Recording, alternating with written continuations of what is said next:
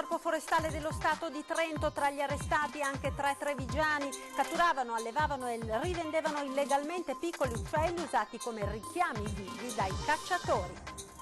Tensione in una casa alloggio di Casale sul Sile dove si sono presentati NAS, Vigili del Fuoco e ULSS per verificare la situazione degli anziani ospiti. La struttura non è autorizzata ad accogliere non autosufficienti. Terzo caso di meningite in 48 ore nella Marca, una 66enne ricoverata a Conegliano. Intanto migliorano le condizioni del 15enne colpito da meningococco e ricoverato a Treviso. Esce di strada con il furgone, si schianta contro un albero, grave incidente a Ormelle, 43enne in gravi condizioni. Stamane il commiato laico alla 24enne mamma di Preganziol, morta in sella alla moto domenica scorsa a Santa Maria di Sala. Domani mattina invece a Salgareda i funerali di Matteo Gava. Presentati oggi a Castelfranco degli investimenti di MOM sulla Castellana, nuovo deposito, nuova autostazione e soprattutto nuove linee degli autobus. Conto alla rovescia per il Capodanno trevigiano, musica e spettacolo in Piazza dei Signori, spazio per i bimbi alla Loggia Incantata e fuochi a basso impatto sonoro per evitare problemi agli animali. Ed il 1° gennaio, gran concerto al Teatro del Monaco. Buonasera, ben ritrovati con il TG di Treviso. Uccelli selvatici catturati, allevati e rivenduti come richiami vivi per attività venatorie. Maxi operazione del Corpo Forestale di Trento e dei Carabinieri. Tra i 18 arrestati ci sono anche 3 trevigiani residenti nel Vittoriese. Il servizio con le immagini di Trentino TV. È una delle più importanti azioni antibracconaggio che sono state mai realizzate in Italia. 18 arresti, 46 perquisizioni, una cinquantina gli indagati nella maxi operazione del Corpo Forestale della provincia di Trento in collaborazione con l'Arma dei Carabinieri. Quello che è emerso in un anno di indagini è un vasto traffico illecito di uccelli utilizzati come richiami vivi per la caccia. Gli uccelli, a volte anche di specie protette, venivano catturati, allevati e rivenduti a cacciatori. Enorme il giro d'affari, 20.000 gli uccelli commercializzati nel solo periodo di indagine per centinaia di migliaia di euro. Gli esemplari che venivano raccolti nei nidi o catturati sia in Italia che nell'Europa dell'Est valevano da un minimo di 30 euro fino anche a 300 euro da adulti. È stata messa in luce un'organizzazione molto complessa in cui ognuno faceva la propria parte. C'era chi faceva la raccolta, chi il trasporto, chi la vendita, alcuni si erano specializzati esclusivamente nell'allevamento, con capannoni in Veneto, Lombardia, Friuli, capannoni dedicati esclusivamente solo a questa attività. Una parte consistente del traffico ha riguardato il Veneto, in particolare la provincia di Treviso, dove sono finite in carcere 3 persone residenti nel Vittoriese, e la provincia di Vicenza con 2 arresti domiciliari. I reati contestati agli indagati sono a vario titolo: bracconaggio, ricettazione, furto venatorio, riciclaggio, maltrattamenti su animali e detenzione abusiva di armi. Sequestrato anche denaro in contante, diverso materiale tra cui decine di migliaia di munizioni, armi ed alcune macchine in grado di sofisticare gli anelli identificativi applicati sulle zampe degli uccellini. Giornata di trambusto quella di oggi alla casa alloggio Claudia Augusta di Casale sul Sile, dove si sono presentati i NAS, i Vigili del Fuoco e l'ULSS per verificare autorizzazioni e situazione degli anziani ospiti. La Claudia Augusta, infatti, ufficialmente una casa per ferie, non è autorizzata ad accogliere anziani non autosufficienti, e dei 35 ospiti una ventina sono risultati essere appunto non autosufficienti. Della situazione è stato immediatamente avvisato il comune di Casale sul Sile, sul posto il sindaco Giuliato e gli assistenti sociali. Dopo una giornata convulsa, con i parenti degli ospiti allarmati per quanto stava accadendo, lo sgombero è stato sospeso in attesa di trovare una sistemazione alternativa per gli anziani. Ed ora torniamo a parlare dell'IMU reintrodotta dal governo per le case ATER, di cui vi abbiamo parlato ieri. Oggi l'intervento dell'assessore regionale al sociale Emanuela Lanzarin. È paradossale, attacca l'assessore, che questo governo, così solerte a dichiarare che questa non è una manovra di tasse, abbia confermato anche quest'anno il pesante carico fiscale che grava sulle case pubbliche, quelle destinate ai più poveri, prosegue Lanzarin, nel momento in cui in Italia si registra un aumento della povertà, il governo va a tassare quegli enti che offrono un servizio ai più poveri. Faccio presente, aggiunge l'assessore, che in Veneto il peso dell'IMU per gli enti che gestiscono i 40.000 alloggi del patrimonio di edilizia residenziale pubblica vale circa 8 milioni di euro l'anno, una cifra che consentirebbe ogni anno la ristrutturazione e la riqualificazione di almeno 150 alloggi. Ancora un caso di meningite in provincia di Treviso, il terzo nel giro di poche ore. Sentiamo. Terzo caso di meningite nella Marca, dopo i 2 registrati ieri è di oggi la notizia del ricovero in rianimazione all'ospedale di Conegliano di una donna di 66 anni. Si tratta di un'infezione da pneumococco non contagiosa e che quindi non prevede misure di sanità pubblica. Un caso simile quest'ultimo a quello che ha portato al ricovero in rianimazione del Cafoncello di un 42enne che ha sviluppato la meningite come complicanza di un'otite. In entrambi i casi la prognosi è riservata. Sono invece in costante miglioramento le condizioni dello studente di 15 anni residente nell'Interland trevigiano, ricoverato nell'unità operativa di malattie infettive dell'ospedale di Treviso per una meningite da meningococco. Gli esami effettuati dal reparto di microbiologia hanno evidenziato che si tratta di meningite di tipo Y, fortunatamente il meno aggressivo. Trattandosi comunque di un'infezione da meningococco è stato necessario sottoporre a profilassi preventiva tutte le persone che hanno avuto stretti contatti con il giovane in ambito familiare, scolastico e del tempo libero. Complessivamente il Servizio Igiene e Sanità Pubblica dell'ULSS 2 ha sottoposto alla terapia preventiva una quarantina di persone. Grave incidente stradale questa mattina in via Tempio a Ormelle, poco prima delle 9:30. Un 43enne originario di Fontanelle ha perso il controllo del suo furgone ed è finito fuori strada, finendo la sua corsa contro un albero. L'impatto è stato molto violento. Sul posto vigili del fuoco e un'ambulanza del 118 che ha provveduto a portare l'uomo al Cafoncello, dove si trova ricoverato in gravi condizioni. Ancora da accertare le cause che hanno portato l'uomo ad uscire fuori strada. Con una celebrazione laica oggi è stato dato l'ultimo addio a Greta Benedetti, la giovane mamma deceduta a Santa Maria di Sala lo scorso 15 dicembre. Sono tanti gli amici giunti presso l'obitorio dell'ospedale di Treviso a portare un ultimo saluto a Greta Benedetti, la giovane mamma di soli 24 anni, deceduta domenica scorsa in un tragico incidente avvenuto nel comune di Santa Maria di Sala. Una scomparsa tragica e improvvisa mentre Greta stava viaggiando in sella alla sua moto. Caduta violentemente a terra, era rimasta esanime sull'asfalto, perdendo la vita a seguito del tremendo impatto contro un'auto in transito sull'altra carreggiata. La precedeva il suo fidanzato Samuele in un'altra motocicletta. Tornato indietro per assisterla, gli era praticamente morta davanti agli occhi. Chi con una rosa bianca, chi con un mazzo di fiori. Sono tanti gli amici entrati nella sala del commiato accanto ai familiari, tutti stretti in un dolore composto vicino alla salma della povera giovane. Sempre sorridente, sempre voglia di vivere, voleva solo vivere lei. Lei voleva solo vivere. Una tragedia immensa. Una tragedia troppo forte. Noi non riusciamo ancora a realizzare questa cosa. Giocare, ridere, scherzare così e dopo un attimo perderla. La mamma Silvia, il papà Franco e il fratello Andrea hanno voluto ringraziare ad uno le persone che hanno partecipato alla funzione. Nel pomeriggio Greta Benedetti è stata sepolta nel cimitero di Caerano San Marco. Al figlio Chris di soli 6 anni ora ci dovranno pensare i nonni, anche se potrà contare sugli amici della mamma che non la scorderanno mai. Pomeriggio in municipio a Castelfranco degli investimenti che MOM, azienda di mobilità di Marca, sta facendo sulla Castellana, nuovo deposito, nuova autostazione e soprattutto nuove linee degli autobus.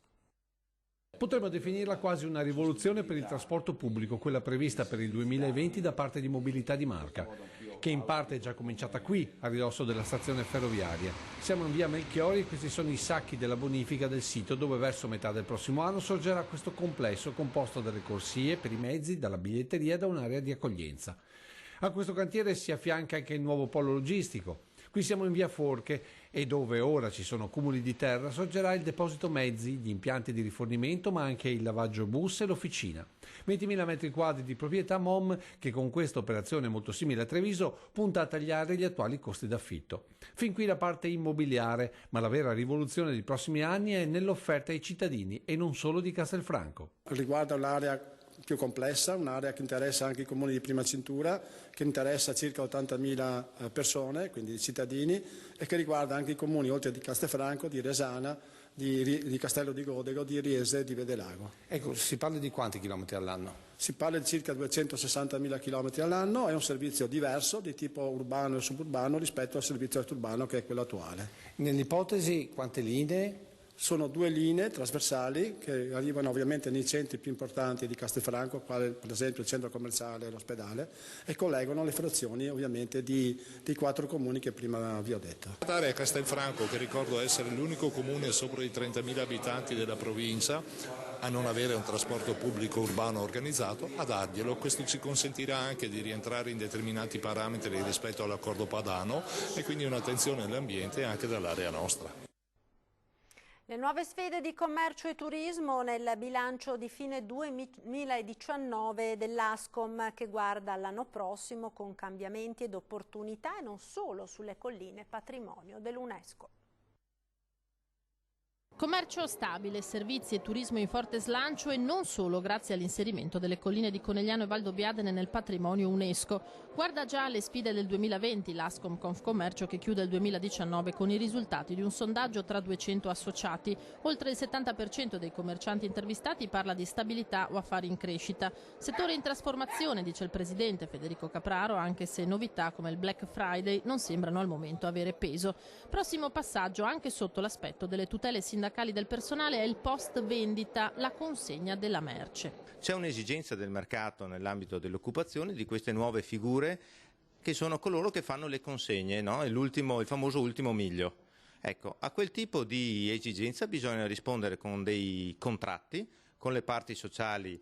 Andiamo al lavoro su questo e le chiamiamo al lavoro su questo perché sono le formule che non sono la risposta a una tendenza, ma è un cambiamento in corso, è il futuro. Acquirenti più consapevoli sanno quando comprare e cosa scegliere anche sul fronte dell'ecosostenibilità. Lo stesso vale per il turista, quello d'affari, quello di passaggio è ormai un ricordo. Abbiamo bisogno di turisti che vengano a vivere il territorio, non a dormire sul territorio. Con un grande interessamento già evidente per le nuove aree patrimonio dell'umanità. Di fronte alle grandi opportunità ci sono le grandi aspettative e a queste bisogna rispondere con imprenditorialità, non con improvvisazione. Per cui se è vero che noi chiediamo, in particolare al governatore Zaia, rete, quindi infrastrutture, messa in rete di progettualità, certo che a questo bisogna aggiungere anche un diverso approccio da parte di chi offre non più servizi ma esperienze. Come ogni venerdì la pagina dedicata al meteo sarà un weekend all'insegna del maltempo, ma da lunedì torna il sereno. Il generale Giancarlo Iannicelli. Depressione atlantica si spinge su di noi, ci porta a sistemi perturbati e purtroppo rovinano sistemi perturbati che rovinano il tempo in questo fine settimana su tutte le nostre zone. Prevediamo infatti per domani sabato inizialmente una nuvolosità abbastanza diffusa con precipitazioni a carattere più o meno irregolare che dovrebbero interessarci per gran parte della mattinata. Dal pomeriggio un'attenuazione, quindi un po' di nuvolosità irregolare, dovrebbero smettere le precipitazioni. Per domenica primissime ore ancora un po' di instabilità, ancora qualche pioggia residua, qualche piovasco residuo e poi abbiamo un miglioramento, quindi c'è anche qualche rasserenamento. La buona notizia è che a seguire, quindi da lunedì, l'alta pressione rimonta e quindi dovrebbe garantire da lunedì fino a fine anno condizioni di cielo quasi sereno, poco nuvoloso, fatte salve le nebbie della prima mattina. Temperature al di sopra della media ancora, minime ben oltre lo zero. Presentato oggi il programma dei festeggiamenti per Capodanno in Piazza dei Signori a Treviso. Musica dal vivo, animazione, spettacoli per i più piccoli, fuochi d'artificio e tanto divertimento. Sarà questo e molto altro il Capodanno trevigiano che accompagnerà cittadini e visitatori per l'arrivo del 2020. Sul palco allestito in Piazza dei Signori si alterneranno diversi ospiti in grado di abbracciare tutti i gusti. Allo scoccare della mezzanotte ci sarà poi l'immancabile spettacolo pirotecnico dalla Torre Civica, che quest'anno presenterà una grossa novità. I fuochi saranno infatti pet friendly per tutelare gli amici a quattro zampe. Per la prima volta ci saranno questi particolari fuochi d'artificio a basso impatto acustico che di fatto sostituirà i botti con una della bella musica. Dopo la mezzanotte a chiudere la serata musica con DJ set, un bel modo per concludere in allegria. Un'ottica di attenzione per la donna, abbiamo realizzato delle shopper plastic free, quindi in tessuto riciclato, con la scritta e l'Autreviso che saranno regalate a tutte le signore che arriveranno e lo ripeto, arrivate abbastanza presto perché la piazza per ragioni di sicurezza sarà a numero chiuso, che arriveranno per festeggiare insieme a noi il Capodanno in Piazza dei Signori. Per la fine dell'anno anche i più piccoli avranno il loro divertimento con clown, giocolieri e prestigiatori. Sotto la Loggia Incantata ci sarà il Capodanno per i bambini, quest'anno arriverà anche dopo la mezzanotte, insieme alla Fondazione Città della Speranza verrà offerta anche poi una merenda. La festa verrà svolta con un'attenzione particolare alla tutela della sicurezza. Lo spettacolo verrà presentato da Igor Barbazza e Claudia Vigato. Accorriamo tutti in piazza il 31 dicembre, vi aspetto, divertiamoci, divertiamoci, divertiamoci. Martedì 1 gennaio l'anno comincerà nel migliore dei modi. Alle 21 si terrà il gran concerto di Capodanno al Teatro Comunale Mario del Monaco per lo scambio degli auguri e per condividere con il pubblico 2 ore di musica e socialità. Concerto del primo dell'anno, tutto l'incasso sarà devoluto alla Casa Rifugio per le donne vittime di violenza. Ed ora linea alla regia per la pubblicità. A tra poco.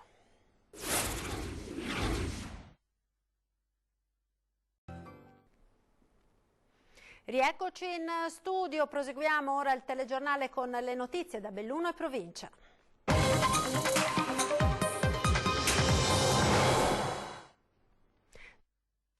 Accessori, tutti prodotti in Cina ritenuti potenzialmente pericolosi. Maxi sequestro delle fiamme gialle bellunesi in queste giornate di corsa all'acquisto per le festività natalizie. 2500 articoli sono stati sequestrati in un emporio cinese a Ponte nelle Alpi. Il sequestro riguarda nella stragrande maggioranza giocattoli, ma ci sono anche prodotti per l'ufficio e la scuola, bigiotteria, accessori per abbigliamento e quadri. La merce è stata inventariata e messa a disposizione degli uffici della Camera di Commercio, che procederà ad applicare le sanzioni.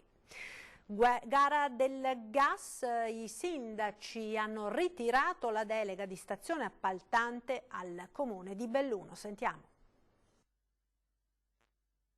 Non un ricorso al TAR, ma una sospensione della gara per la gestione della rete del gas per poter compiere tutti quegli accertamenti richiesti che sarebbero stati disattesi dalla responsabile unica del procedimento del Comune di Belluno. I sindaci dell'ATEM, Assemblea d'ambito territoriale minimo, hanno votato compatti per il ritiro della delega di stazione appaltante al Comune di Belluno per una rivalutazione dei valori. Massaro l'Assemblea non c'era, ma oggi spiega: il ritiro della delega è un atto tecnico rivolto agli uffici comunali e non entriamo nel merito perché le norme ci impediscono di occuparcene. Il RUP ha confermato per iscritto l'assoluta correttezza del procedimento e delle valutazioni, assumendosene la responsabilità.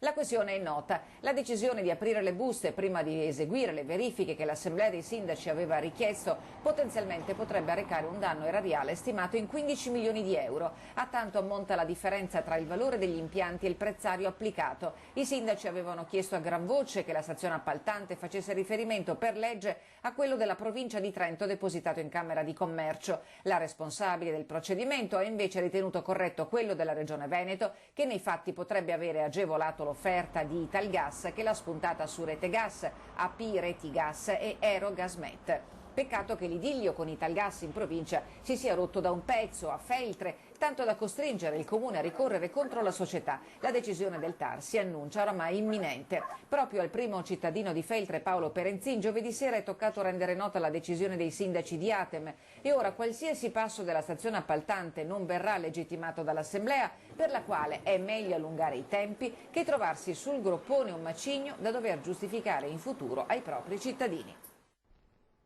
Sorprese, doni e fiabe, il Natale delle Dolomiti pensa ai più piccoli e porta sorrisi e gioia ai bambini della pediatria del San Martino.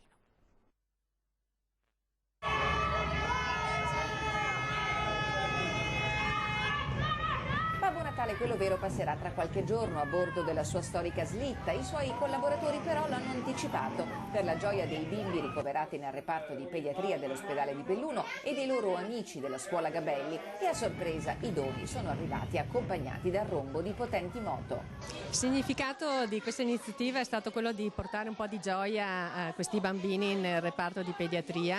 Abbiamo organizzato questo evento insieme ai nostri 2 artisti. Con Mauro Lampo, lo scultore che ha realizzato le maxi figure che svettano attorno alla fontana di Piazza dei Martiri, anche lo scrittore Francesco Vidotto, che ai più piccini ha raccontato la favola di Natale. Le labbra di questo burrone, le labbra di neve, si sono baciate, il burrone è scomparso e Francesco è passato sopra e è andato giù, è andato a casa. Ad accogliere i bambini la maestra Barbara Tormene con il dottor Gian Giacomo Nicolini, ospiti dell'iniziativa del Consorzio, oltre ad Anna Maria Bristotta, anche Francesca Bogo, che ha progettato il Natale delle Dolomiti, la presidente di Unicef Belluno, Maria Cristina Zoleo, e Rudy De Gasperin per il Rotary Club. Nel frattempo il Natale delle Dolomiti dei commercianti bellunesi prosegue con successo. Sta andando tutto gonfie vele, sono tutti contentissimi. Da ieri abbiamo una novità eccezionale, che è quella dell'albero parlante, che è in Piazza dei Martiri, ma non attrae solo i bambini ma anche i ragazzi e gli adulti. È in funzione dalle 5 di pomeriggio alle 11 di sera. Un albero che racconta le fiabe delle Dolomiti, scritte e recitate da Francesco Vidotto, una magia vera per grandi e piccini. Tra poco torna 20:10 in studio Alberto Villanova e Simone Scarabel, consiglieri regionali rispettivamente di Lega e Movimento 5 Stelle. E come sempre al termine dei telegiornali lo spazio dedicato alla rubrica dei vostri presepi. I contatti sono quelli che vedete ogni sera in sovraimpressione per scriverci una mail oppure per lasciare un messaggio in segreteria o ancora per inviare le immagini o le foto della vostra natività. E questa sera ci lasciamo con un presepe dedicato alla pace, quello realizzato dagli alunni delle terze della scuola elementare Puccini di Breda di Piave. Subito dopo il meteo, arrivederci.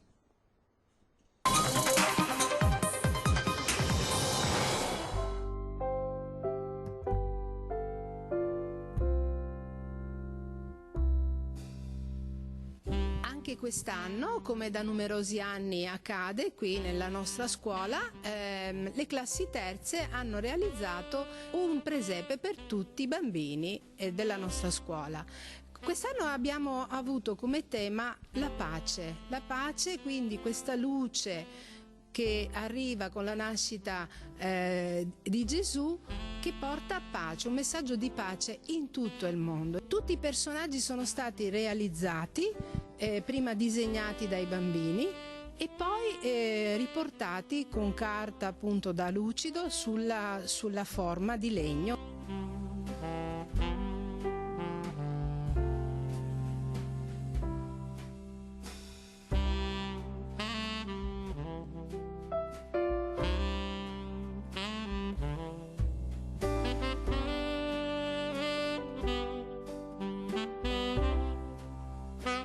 Cogliamo l'occasione per augurare a tutte le persone del mondo, direi, delle serene feste che siano veramente di pace e di bene.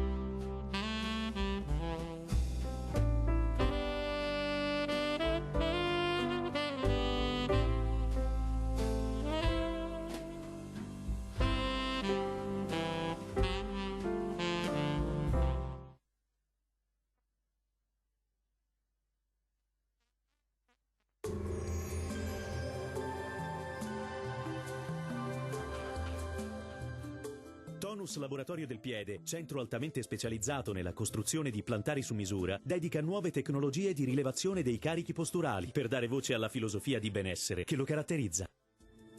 Bentrovati al meteo. Nella giornata di sabato 21 dicembre la perturbazione atlantica causerà ancora un tempo spiccatamente instabile sul nostro territorio. La situazione nel dettaglio.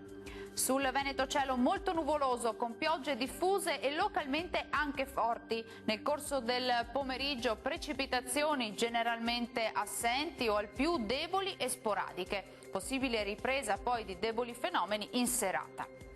Temperature sempre abbastanza miti, minime tra 4 e 9 gradi, valori massimi compresi invece tra 9 e 13 gradi circa. Stessa situazione anche sul Friuli Venezia Giulia, con piogge un po' su tutte le province, alternate però a pause un po' più asciutte.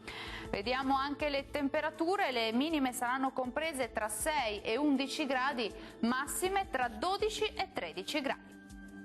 Uno sguardo infine alla situazione del Trentino Alto Adige, dove avremo rovesci un po' ovunque e dal pomeriggio però saranno possibili maggiori schiarite. Temperature minime tra 2 e 3 gradi, valori massimi tra 7 e 8 gradi. Dal meteo di Antenna 3 per ora è tutto, grazie per l'attenzione e arrivederci.